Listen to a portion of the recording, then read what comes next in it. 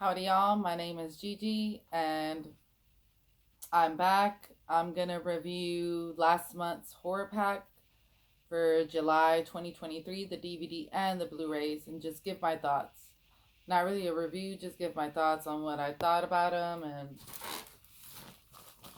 it's like I said, there was a couple on there, and they were a little iffy. The Craft Legacy, I really loved that one. Let me see if this changes anything. Yeah. Dr. Pepper for the Soul. Yeah, I really enjoyed this one, The Craft Legacy.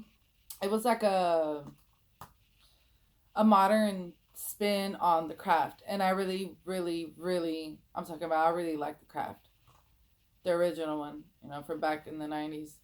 I'm a 90s girl. Yeah, so I love this one. I do recommend this one.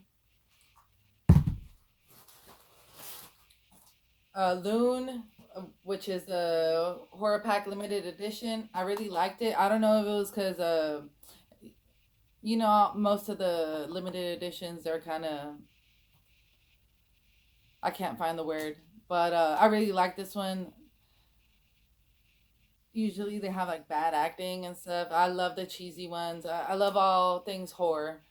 So, but I think I really like this one because there's a guy named Chuck with an axe, and my dad, his name wasn't Chuck, but they called him Chuck. He passed away, but he had he had two axes, and it reminded me of this one time when we had got into it, like a little argument or whatever, and he stepped out my car and he had the axes in there. I don't know. Anyways, yeah, I shouldn't get into that. So yeah, I recommend this one. It was okay. It was okay, but I liked it. The Intruder. This one had me on the edge of my seat. I really like this one.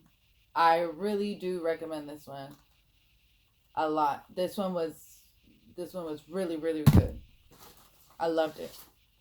And then Incarnation. This was kind of weird. It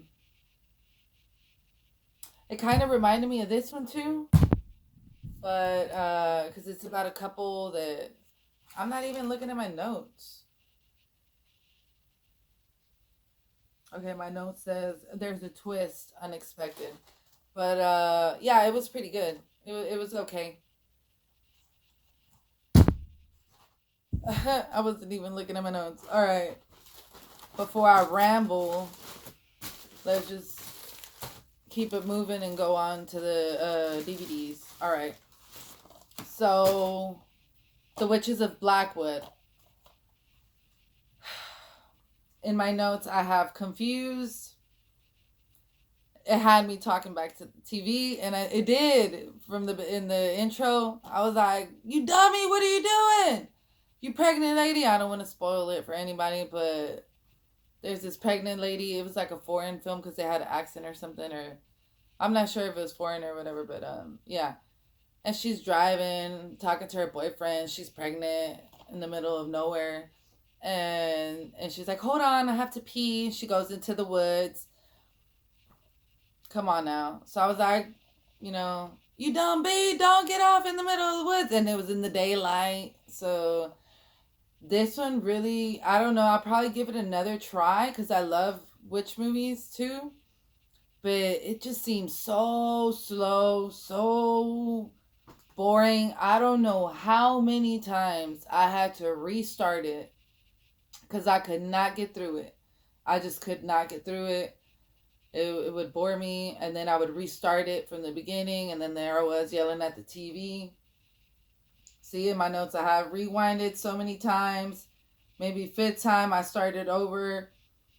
Oh, and then there was this little girl in the movie, and the whole time I thought it was at her the girl's daughter, the main character's daughter. Turns out it was her as a little kid. I don't, like I said, it had me all confused. I didn't really like it, but I'll give it another shot. Okay. Oh, I need some Dr. Pepper. The Nest. This was kind of weird.